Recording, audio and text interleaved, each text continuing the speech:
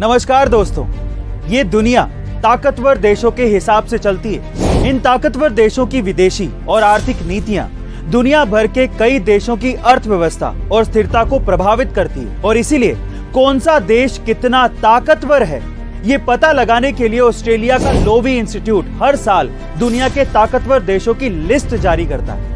और हाल ही में Loewi institute ने एक बड़े सर्वे के बाद एशिया पावर इंडेक्स 2021 को जारी किया है। आपको बता दें कि लोवी इंस्टीट्यूट की रिपोर्ट सबसे ज्यादा सटीक मानी जाती है। इस रिपोर्ट में दुनिया भर के देशों के कई पैमानों को ध्यान में रखा जाता है, जैसे कि आर्थिक ताकत, सैन्य ताकत, देश की आंतरिक स्थिति, फ्यूचर प्लानिंग, दूसरे देशों के साथ संबंध, डिफेंस नेटवर्क, राजनीतिक और कूटनीतिक ताकत, इन सभी पर गहरी रिसर्च की जाती है। तो दोस्तों, इस रिपोर्ट के जरिए आज हम जानेंगे कि कौन सा देश है सबसे ज्यादा ताकतवर और क्या है भारत की स्थिति, मेरे यानी कि अरविंद अरोड़ा के साथ डीप एनालिसिस विद A2 में।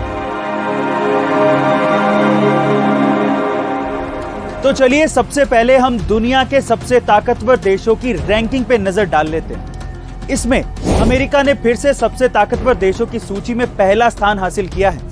इस लिस्ट में चाइना दूसरे स्थान पर है। चीन के बाद तीसरा स्थान जापान ने हासिल किया है। वहीं इंडिया ने रशिया को पीछे छोड़कर चौथा स्थान हासिल किया है। रशिया 5वें स्थान पर है, जबकि ऑस्ट्रेलिया, दक्षिण कोरिया और सिंगापुर ने सबसे प्रभावशाली 8 देशों में अपनी जगह बनाए रखी है।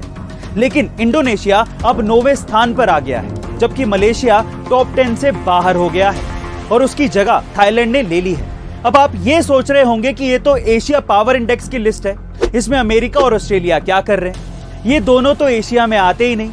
तो ऐसा इसलिए है क्योंकि ये इंडेक्स एशिया देशों से अच्छे संबंध रखने वाले देशों को भी शामिल करती है। अब ये तो हुई रैंकिंग जिसमें इंडिया रशिया से आगे है, पर सवाल ये है कि ऐसा क्यों?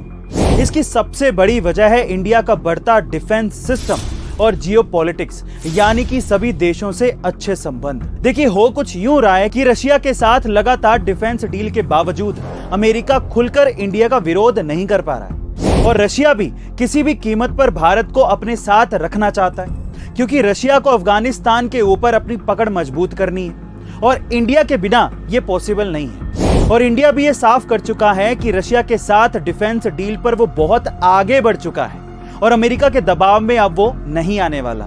इसीलिए इंडिया ने रशिया से कई सैन्य समझौते करके अपने डिफेंस सिस्टम को भी मजबूत किया है, जिसमें चाहे वो S-400 डिफेंस मिसाइल सिस्टम हो या फिर हाल ही में हुई 6 लाख AK-203 राइफल्स की डील। साथ ही लोवी इंस्टीट्यूट की रिपोर्ट में यह भी कहा गया है कि अगर इंडिया में कोरोना नहीं होता तो देश बहुत अच्छी रैंक पर पहुंच सकता था।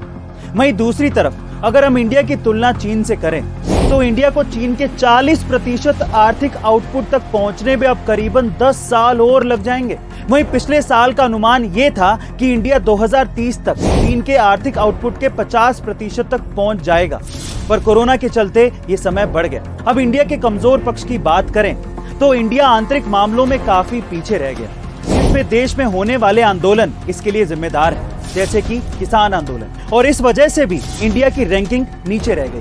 अब बात करते हैं इस लिस्ट में आए नंबर 1 देश अमेरिका की। देखिए, अमेरिका ने कोरोना काल में दूसरे देशों को आर्थिक सहायता पहुंचाने के मामले में चीन और भारत जैसे देशों को पीछे छोड़ दिया।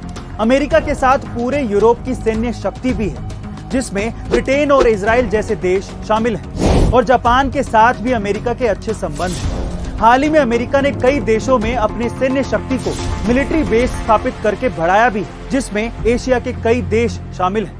इन सब मापदंडों के हिसाब से इस संस्था ने अमेरिका को 82.2 अंक दिए हैं, जबकि 2020 में उसे 81.6 अंक ही मिले थे। वहीं दूसरी तरफ भले ही अमेरिका की इकोनॉमी चीन के मुकाबले कम बड़ी हो, पर वो ओवरऑल इकोनॉमी में अभी भी चीन से आगे है। अब अंत में चीन की बात करें तो चीन को 74.6 अंक ही मिले हैं और 2018 से पहले तक चीन को इतने कम अंक कभी भी नहीं मिले। इसके पीछे की सबसे बड़ी वजह है चीन में जन्मा कोरोना वायरस। जी हाँ, पूरी दुनिया ये जानती है कि चीन से ही ये वायरस निकला था, जो कि बाद में पूरी दुनिया में फैल गया था, जिसके कारण चीन के दूसरे देशों से संबंध बिगड़ने लगे।